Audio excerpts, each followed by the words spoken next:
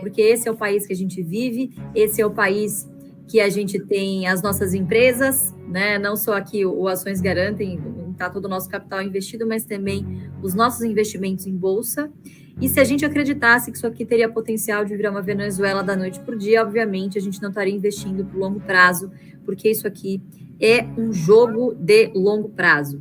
E o Barsi já se posicionou há muitos anos, toda vez ele se posiciona, enfim, ele nunca votou em Lula, nunca votou em PT nem nada, não querendo fazer juízo de valor, mas mesmo assim, quando esses governos ganharam, ele não deixou de aportar na Bolsa, né? Ao contrário, a gente não precisa pedir por crises. No Brasil, a gente tem pelo menos uma crise por ano que ajuda o investidor previdenciário, serve como alavanca para você, obviamente, chegar no seu objetivo de renda mais rápido.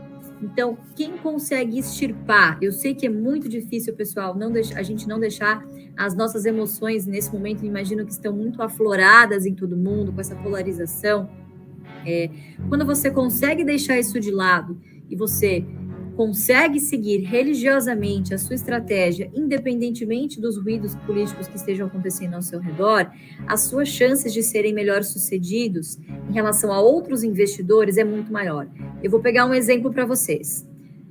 O que se vendeu aí em corretoras e casas de análise e afim, pessoal, é o business das pessoas, é normal, tá? O mercado vai ofertar aquilo que é demandado. E, obviamente, os investidores curto-prazistas querem o quê? Querem novidades a todo momento. Então, o que as pessoas fazem? Bom, veja a carteira que você tem que montar caso Lula ganhe. Veja a carteira que você tem que montar caso Bolsonaro ganhe. Tudo chutometria, né? Tudo chutometria. A gente precisa ter ações nas nossas carteiras que gerem renda, ok? E que prosperem independentemente de quem estiver no poder.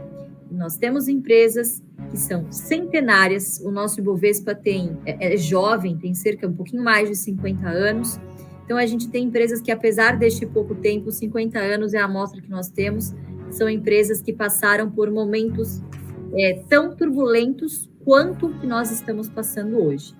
Então, enfim, acho que esse é um breve resumo aqui. A gente não quer ficar também de lorota, porque vocês já sabem que o nosso posicionamento é bolsa no longo prazo é resultado. E, obviamente, que política no curto prazo vai influenciar no lucro, vai influenciar, obviamente, nas políticas que serão tomadas nas empresas, mas os agentes econômicos sempre dão um jeito, obviamente, de visar o lucro, de contornar essas situações, e foi isso que aconteceu nos últimos 50 anos de Ibovespa no Brasil, tá bom? Então, isso não muda em nada a nossa convicção para o nosso país.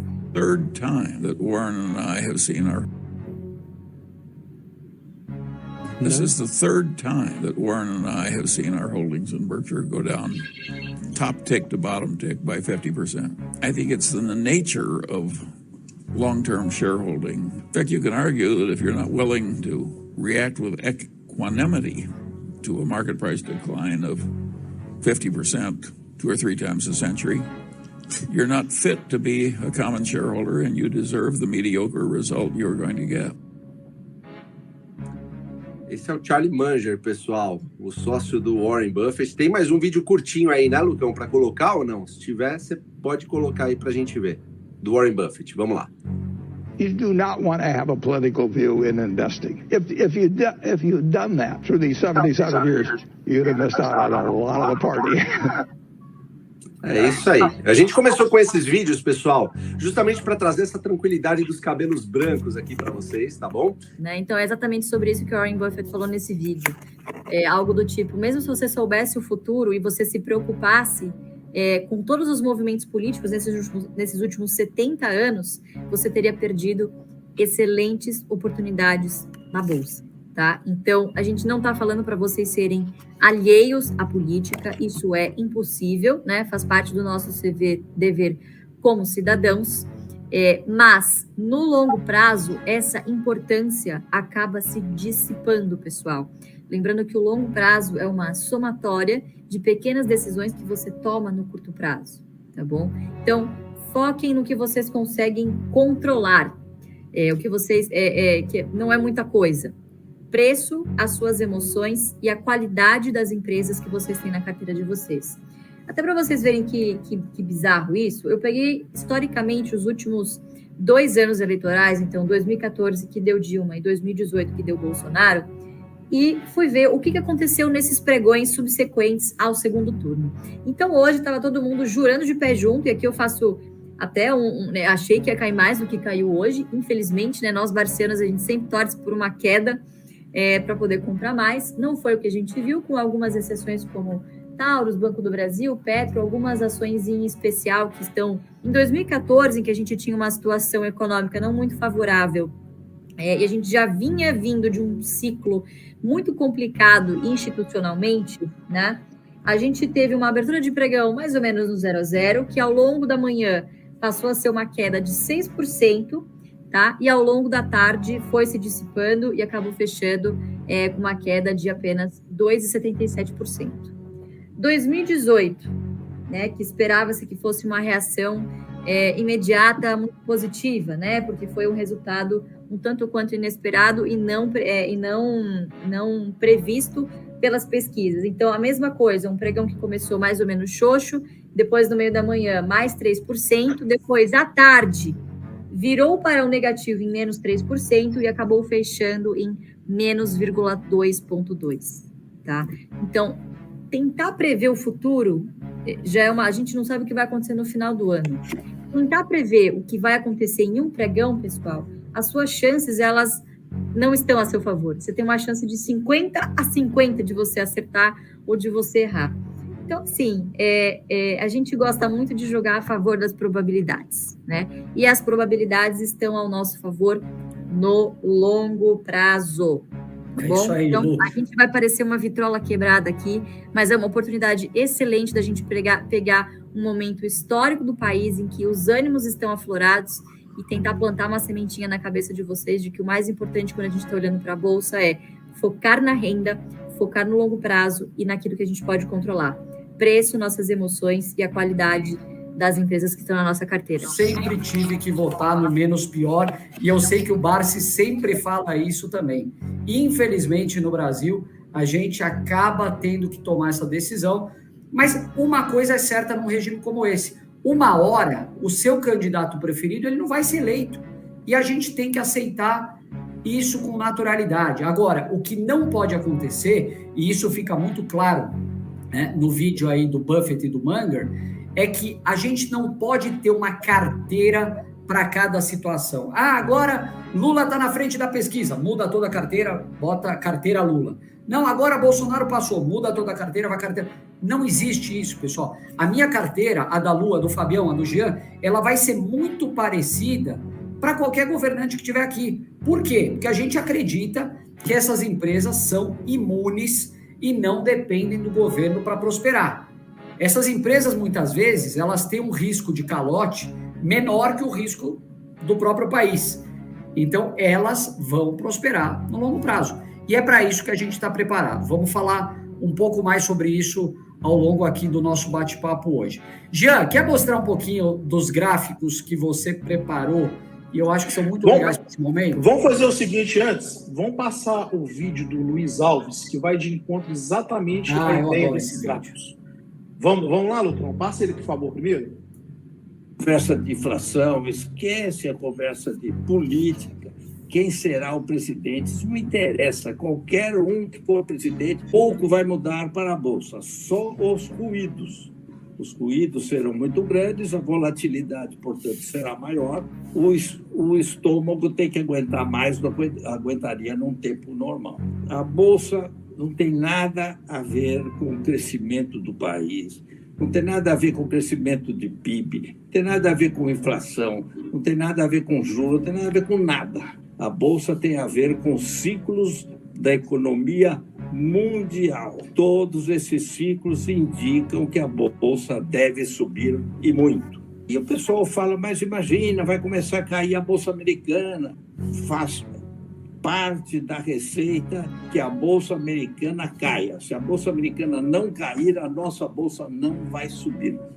Então, todo mundo falava, começa a analisar como que está a Bolsa Americana. Não se Não se olha isso. Nós estamos no Brasil, vamos olhar a Bolsa Brasileira. A Bolsa Brasileira é 1 ou 2 ou 3% do tamanho da Bolsa Americana. E quando começar a cair a Bolsa Americana, o pessoal vai fugir de lá e vai procurar novos pontos de atração. E o Brasil será o primeiro deles. Olha só, né, pessoal, que interessante. Um dos maiores investidores, o Luiz Alves, está falando para esquecer a questão política, né? Então, olha que interessante. Nós pegamos aqui um gráfico que mostra como que foi o retorno acumulado, né, em todos os governos, né? Passa para a gente aí, Lucão. Pegando a partir do governo do Lula. Então, quando a gente começou com o governo do Lula em 2003 a 2006, a gente teve um retorno acumulado de 283% do IBOV, contra o CDI 95% e IPCA 28%. O que tinha nessa época, né, pessoal? Era um boom do quê? Um ciclo mundial de boom de commodity, né? Então, a gente surfou nessa onda aí. Depois, a gente passou para o governo Lula 2. Pode passar para a gente, que foi de quê? De 2007 a 2010. Então, o IBOV 52%, o CDI 51% e IPCA 22%. Então, a gente já perdeu um pouco daquele boom que a gente vinha acompanhando. Depois, entramos na primeira fase do governo da Dilma, né, que foi aí de 2011 a 2014. Então, observa que aí a gente já teve uma queda, que ela já vinha acontecendo do pico do governo Lula, ela começou a cair dentro do governo da Dilma para menos 28 acumulado aí nesse período dos 4 anos de governo, né? Observe que a gente teve ainda um IPCA de 26% e 44% de CDI, ou seja, a Bolsa ficou muito atrás do nosso índice aí de inflação. Depois veio o governo Dilma 2, e o governo foi de 2015 até 2016, né, nesse período. E aí observe o seguinte, né, a Bolsa só começou a recuperar a partir de ali de fevereiro, mais ou menos, que é quando já tinha um ruído em relação ao impeachment, né? Antes disso, a Bolsa vinha caindo, né, e aí começou a recuperar. E entramos, então, num acumulado, mostra o acumulado do governo Dilma. A gente tem um acumulado do 1 e 2 de menos 24%, um IPCA absurdamente alto acumulado de 45% e o CDI aí batendo um recorde de 71% acumulado nesse período de 2011 a 2016. Até que então a gente entra no governo Temer, né? E dentro do governo Temer de 2016 e 2018, a gente já teve uma grande recuperação da Bolsa, né, de 65%, o IPCA acumulado baixíssimo, né, e o CDI de 27%. Então, depois a gente passa para o governo Bolsonaro, até na semana passada, onde o governo Bolsonaro está praticamente aí empatado com o índice inflacionário. Então, a gente tem 25% de ganho acumulado na Bolsa até agora, IPCA 25%, e CDI também praticamente aí 25%. Então, pessoal, qual que é a relação que a gente tem de um gráfico desse com o outro? Absolutamente nada. Os governos não têm nenhum tipo de correlação se é aquele governo petista, se é um governo de direita, de esquerda. Isso vai muito de encontro com os ciclos econômicos que o Luiz Alves acabou de falar. Então, quando a gente tem uma economia, de forma geral, próspera, é muito possível que a gente tenha também uma prosperidade na Bolsa, né? A gente vai conseguir uma prosperidade, né? E dentro de tudo isso que a gente está vendo, se a gente pegar desde o Lula em 2003 começando até agora em 2022, o que o Luiz Alves fala, que eu acho que com um brilhantismo, são os ruídos que tem o tempo todo, né? E esses ruídos, eles acontecem todos os dias, né? Hoje mesmo a gente já está com uma série de ruídos. Porque fulano vai assumir Petrobras, porque ciclano vai ser, o ministério é tal. Então, isso tudo, pessoal, é ruído que, no final das contas, pouco importa, né, para o investidor de longo prazo. Você, como investidor de longo prazo, pegar os ensinamentos desses cabelos brancos que a gente está passando aqui para aproveitar essa oportunidade, né? Te trazer um pouco da tranquilidade, né, que esses caras já têm de experiência, né, para colocar em prática agora, nesses momentos de grande volatilidade que a gente deve viver, né, já que os próximos dias tem muita especulação de ministério, política econômica, etc. E para a gente aqui, nós vamos adorar aproveitar essas oportunidades. Não é isso, Fabião? Então, o que analisar nas cenas dos próximos capítulos? Vai depender, obviamente, da própria equipe que o Lula vai sinalizar, né? E essa própria equipe que ele já vem sinalizou hoje ao longo do dia, falou alguma coisa sobre ter algum compromisso com as regras fiscais. Por que isso, pessoal? Diferentemente de 2002, o Brasil não vai poder contar com a sorte de uma economia mundial bombando. A gente não vai poder contar com um super ciclo de commodity, não vai poder contar com uma China de crescimento de 2 dígitos por ano impulsionando o mundo. A única via para a gente viabilizar algum crescimento econômico vai ser a via fiscal, tá bom? Alia-se a isso o fato da gente ter ali uma composição do Congresso muito mais difícil de você conseguir fazer grandes estripulias, como a gente, obviamente, as pessoas estão com medo, né? Enfim, desse risco. Então, há pouco espaço de manobra, pelo menos pelo que a gente tem visibilidade no momento, para que essas estripulias sejam feitas. E quarto, o Mansueto completa com o seguinte: são poucos os países que, neste momento, podem se dar o luxo de falar que vão crescer em 2022 e com um bom potencial para também crescer em 2023, tá bom? Então, ele complementa PIB de 3% esse ano, renda real aumentando, empresas desalavancadas e bolsa barata. Apenas uma sinalização na direção econômica correta será suficiente para a bolsa subir muito, tá, pessoal? Então, de novo, não importa o que eu acho, não importa qual candidato que você acha que seria mais justo ganhar. O mercado, e se vocês estão aqui para ganhar dinheiro, a gente está aqui para falar sobre pessoas que querem ganhar dinheiro, independentemente de quem vocês tenham votado. Para gerar renda no mercado, tá? O mercado, ele é egoísta. O candidato preferido do mercado não tem CPF, tá? O mercado vai pender para o lado do candidato que acenar com movimentos pró-mercado. Ponto. É isso que acontece, né? É isso que todo o histórico, não só aqui no país, mas de bolsas mundiais, nos mostram, tá? Então, não adianta você querer prever para onde vai, porque baseado no governo de fulano, de ciclano, a gente está em um ciclo econômico diferente do que nós estávamos em 2002 e diferente do que nós estávamos no segundo governo Lula.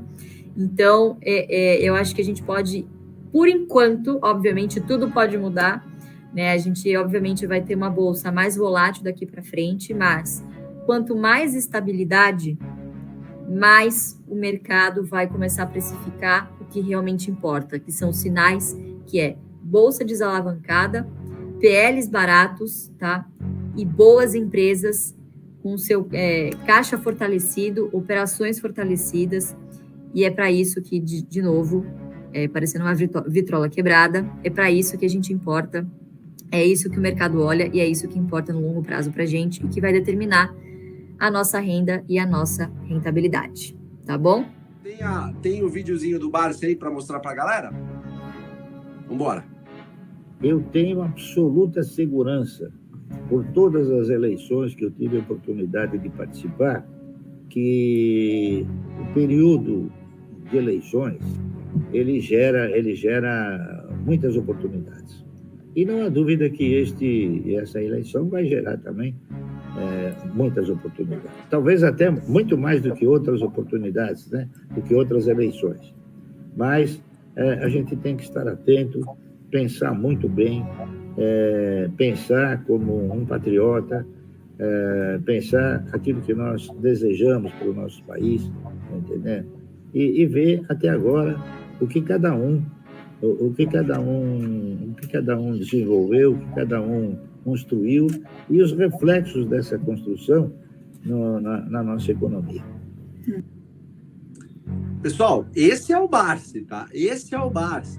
O cara que inventou aí em 1970, fez o Ações Garantem o Futuro, esse estudo que a gente passa para vocês todas as quintas-feiras, todos os dias, no @Ações Garantem.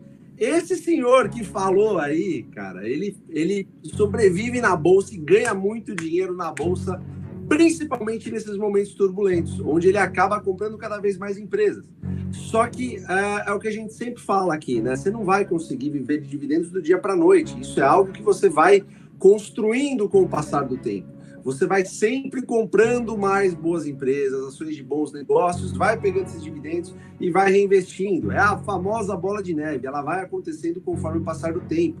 É necessário tempo para que isso aconteça, pessoal. Então, A gente está aqui, podia estar falando um monte de coisa maluca para você fazer day trade, para você fazer swing trade, para você investir em Bitcoin, coisas que nós não acreditamos. O que a gente acredita? Num sucesso no longuíssimo prazo na Bolsa de Valores, através de boas empresas que pagam bons dividendos a bons preços. Todo mundo que está aqui conseguiu prosperar através desse sistema, dessa metodologia. Tá bom, pessoal? Então, é isso que a gente sempre vai falar para vocês aqui. A Lu falou que a gente parecia uma vitrola quebrada e realmente. E é assim que é, sabe por quê? Porque é o que a gente acredita no final do dia. Não adianta a gente ficar inventando coisa aqui para você, tá bom?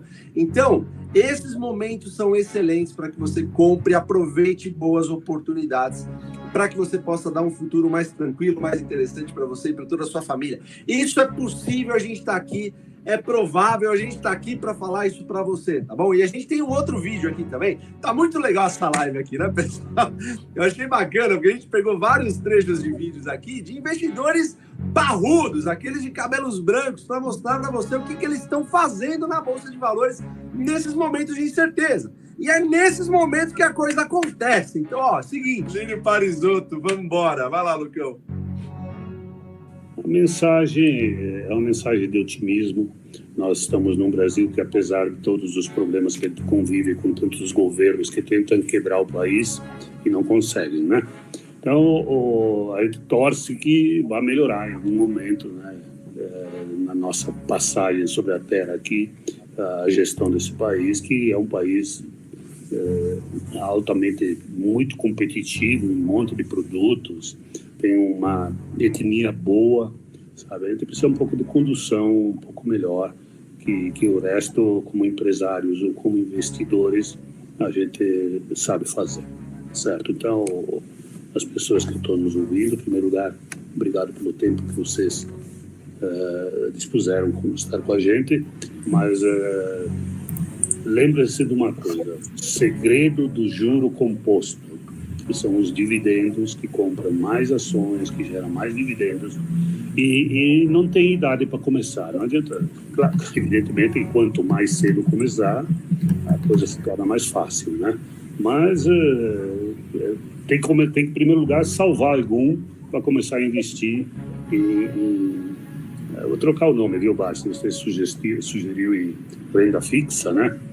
Renda fixa, dividendo, sim. Agora, no resto varia um pouco, mas elas têm que aproveitar as flutuações para não perder as oportunidades, não perder o que eu falo das promoções. Quando o mercado fizer uma promoção, você agarre sem medo, sem medo, sem medo.